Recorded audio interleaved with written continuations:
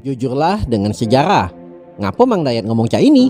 Dari beberapa literasi bahkan kajian mengenai keislaman di Nusantara, terkhusus di Pulau Jawa, sangat minim yang mengungkapkan bahwa sebenarnya keislaman di Pulau Jawa bermula dari Palembang. Kajian-kajian sejarah nasional lebih condong menggunakan naskah Jawi dan mengesampingkan naskah Kito Palembang. Karena itu, walaupun Palembang punya peran penting dalam mengislamkan Nusantara, namun tidak begitu dikenal dan tercatat dalam narasi-narasi sejarah nasional.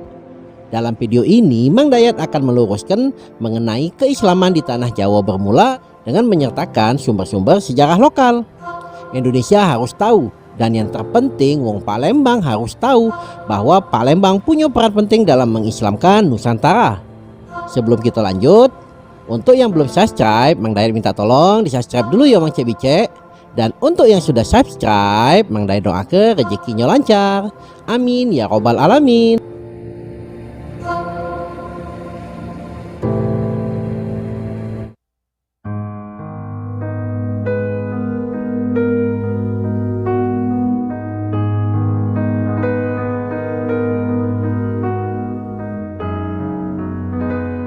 Apa kabar Mang Cek? Salam sedulur dari Mang Dayat. Palembang tanah bertuah, tanahnya para ulama-ulama besar. Banyak ulama besar dengan kaliber nasional berasal dari Palembang dan juga berguru di Palembang. Namun sayangnya kajian-kajian Islamisasi Nusantara ini belum banyak diteliti. Walaupun sebenarnya sejarah Islamisasi Nusantara ini tidak bisa dipisahkan dengan sejarah nasional.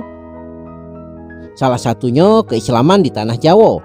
Selalu dinarasikan berawal dari Raden Fatah yang mendirikan Kesultanan Demak. Namun sayangnya yang dipublish itu bahwa Raden Fatah dari jalur Majapahit dan bukan dari Palembang. Sedangkan dalam naskah-naskah kuno Raden Fatah selalu mengungkapkan dirinya Panembahan Palembang atau Al-Palimbani atau Wong Palembang.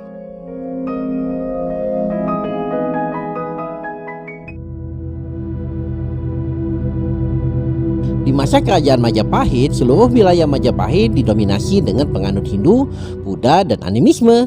Cuman Palembang yang merupakan wilayah Majapahit yang mayoritas masyarakatnya dan juga rajonya beragama Islam.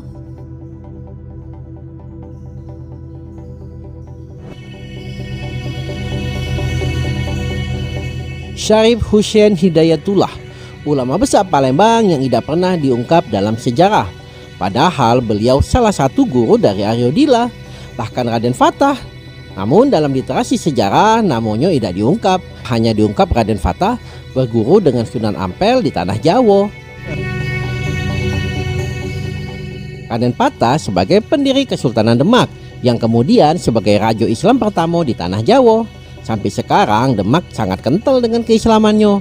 Raden Fatah memulai menyebarkan agama Islam di daerah yang sekarang kita sebut Gelagawangi.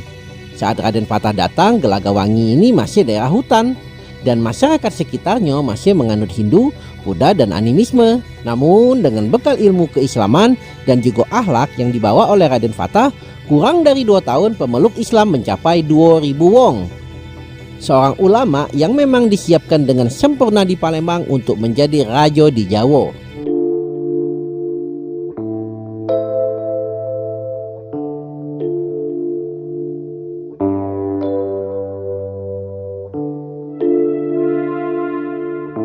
Banyak pendapat bahwa raja-raja Palembang berasal dari Jawa, dikarenakan Raden Fatah anak dari Raja Brawijaya. Namun kalau kita ngomong asal-muasal, masih bicara perspektif ataupun asumsi.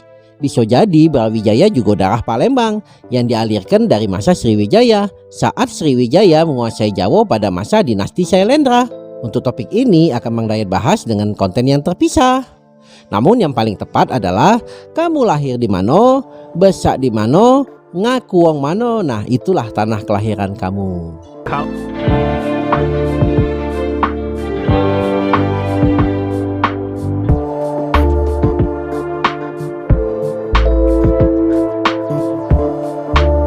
Konten ini sebagai pembuka kajian sejarah Islam dan juga kajian sumber lokal.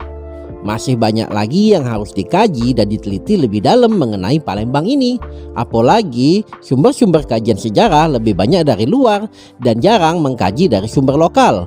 Mudah-mudahan ke depan akan lebih banyak lagi para ahli dan peneliti yang mengkaji sejarah Palembang ini dari sisi sumber lokal. Insya Allah kita akan lanjutkan di video selanjutnya. Demikianlah video Mang Dayat. Mudah-mudahan bisa nambah kasana pengetahuan kita tentang kota Palembang dan Sumatera Selatan pada umumnya.